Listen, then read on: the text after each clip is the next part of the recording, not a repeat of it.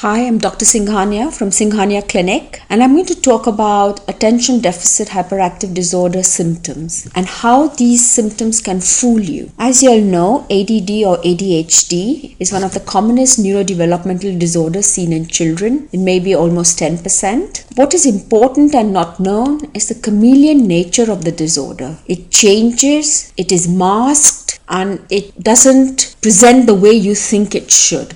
Many kids are not hyperactive, and it all depends upon the type of ADD. It also depends on the age of the child. A child who is hyperactive as a preschooler may become an inattentive teenager. It also depends on associated conditions. If the child has depression, he may be withdrawn and the hyperactivity is masked, or he may become oppositional and difficult if he has ODD. Also, child management skills affect how a child behaves. So if a person is more critical or punishing or inadvertently gives attention to negative behaviors, then that negative behavior will increase. Nonetheless, the key features of ADD are lack of impulse control. So the child doesn't think before he says or does something. He doesn't think of consequences. Distractibility. Any small sound or disturbance can distract the child from his work. Impulsivity is the same as impulse control. Overactivity. The child may be restless, may be fidgety, or just talkative. And of course, the hallmark symptom of inattention, where the child may be daydreaming, may be bored, may take time to do his work, and may not be focusing on what you're saying, even though he's looking at you. Just want to talk about the very wide nature of ADHD presentation. By the DSM-5 criteria, there are the three types: the hyperactive ADHD, the inattentive ADHD, and the combined type of ADHD. In the hyperactive ADHD, the symptoms of hyperactivity, again, they may not be bouncing off the wall, but they may be restless, talkative. The inattentive ADHD kids are daydreamers, they are distracted, disorganized, and they're more like wallflowers rather than the boisterous hyperactive ones. The combined type is a mixture of both, and in fact, most children fall into the combined type. Then there is the Amen's classification, which not only looks at the hyperactive and inattentive kind of ADD, but also has other types. The overfocus ADD, where the child has difficulty, apart from inattention, has difficulty from his own thoughts. He may be racked with negative thinking. Then there is temporal type of ADHD, where they may be angry and